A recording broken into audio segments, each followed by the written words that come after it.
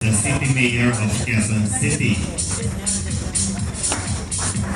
We also have Ms. Ina Santos and Joanna Cruzabra of the Office of the City Mayor of the Quezon City. And also Mr. Christian Macaraeg, the Marketing and Executive Production in charge of Falcon Ground Event Productions. Good morning to you. And also we'd like to acknowledge our friends from the media we have with us. Our great friend from ABS-CBN, Mr. Mario Dumawa. Mr. J. Pataw of the Malaya Business Insight. Mr. Mel Caparas of Tempo. Mr. First Abehon of Misosology. Mr. Celso Caparas of the Philippine Star. Mr. Robert Argentina of the Manila Bulletin. Mr. Loli Berrioso of OPMB. Mr. Lito Calrion of Fan Manila. Ms. Joy Argil of NormanNorman.com, Mr. Melvin Sia of the Chinese Journal, Mr. Francis Kalubakim of Showbiz Social, and Mr. Michael Francisco of DZRH. So ladies and gentlemen, just to give you a brief background of what Mrs. Universe is all about, it is actually an international and global beauty pageant and human rights forum organized in Sofia City in Bulgaria in 2007 by Meggy and Sevachekov. Mrs. Universe believes that physical beauty is as a part of the whole allure of a person, and their motto is Women of the World Against Violence and Human Trafficking. And our reigning Mrs. Universe is Mrs. Olga Turner from the country of Austria. And our country for this year will be represented by Mrs. Marilu Tolico Villanueva. She is a native of Laguna and she will hold the title Mrs. Universe Philippines 2017. And being the representative of the Philippines to the international pageant Mrs. Universe 2017, which will be held on August 26 until September 3 in Durban City in South Africa. So we also have with us Mr. Francisco Z. Blanco Jr., the Philippine National Director for Mrs. Universe, who chose Mrs. Tolico Villanueva as one and only official candidate in our country in the international pageant. And also we'll be having the Philippine National Director of Mrs. Universe Philippines to give his opening remarks. Let's give up for Mr. Francisco Garrett Blanco Jr. Thank you, Ami. And first of all, pasalamat sa Diyos sa binigay niyang araw na ito na magsama-sama po tayo na. Pasensya na po, hindi po talaga ako nahilig magsalita pag tinatawag ko ako. Nagpapasalamat po ako sa lahat ng media, may friends media na laging nandito. ABS-CBN, Kuya Mario, si Kuya Roy kasi nasa Amerika. So, ang TV5 coming na po. Hindi ko na isang ma'am ng Precious po dito. Maraming salamat po sa pagpunta. At sa Office of the Mayor, kay Honorable Mayor Herbert Bautista, thank you also for coming.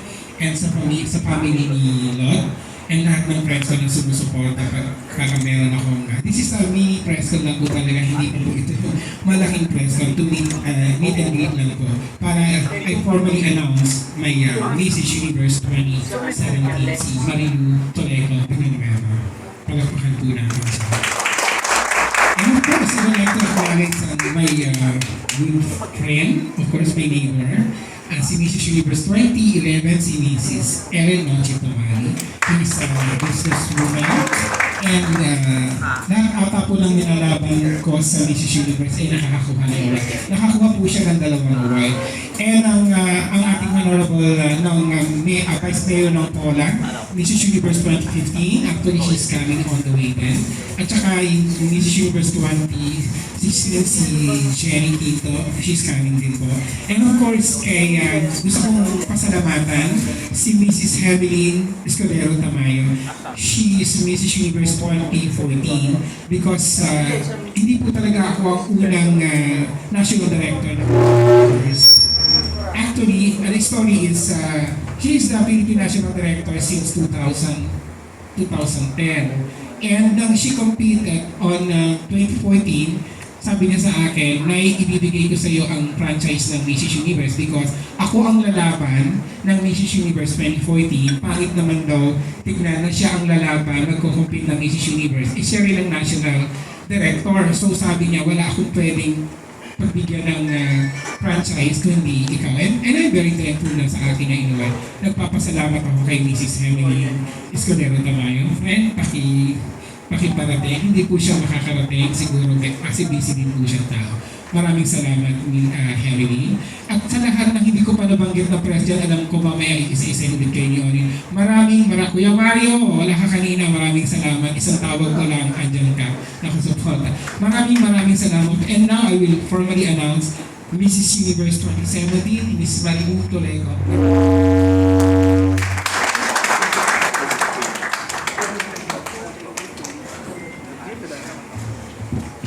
There you have it, ladies and gentlemen, our Mrs. Universe Philippines 2017, Marilu Tolico Villanueva. And I also would like to acknowledge, of course, Icon Hotel for providing us with this wonderful venue, most especially to Mr. Charles Valesco, the ads and promotion manager of Icon Hotel, and Mr. Ronnie Albin, the marketing supervisor. A big round of applause, please, ladies and gentlemen.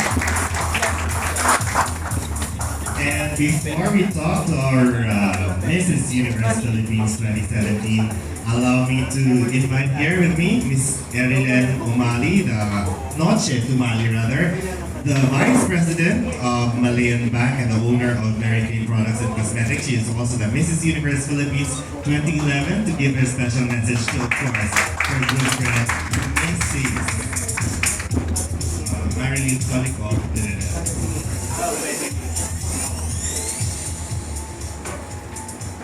Beautiful day to everybody. I'm Ariana Chatumali. I'm a banker.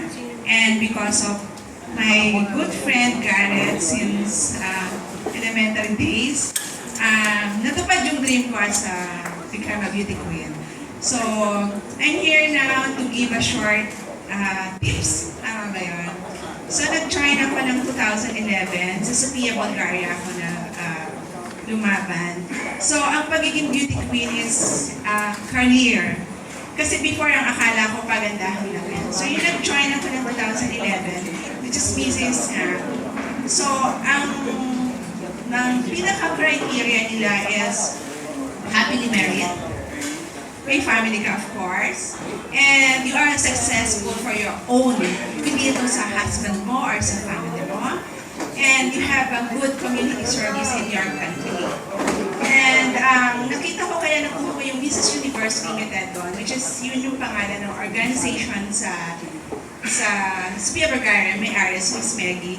And diniscuss niya sa akin kasi daw, nakita daw niya dun sa ABP presentation ko na tumutulong ako sa mga kabataan, which is yun talaga yung advocacy ko before pa ako mag-join ng Mrs. Universe. So, ang magbibigay ko sa yung tip, mag-enjoy ka, isipin mo, winner ka na, kasi ang babait talaga ng mga Mrs. na candidate, super.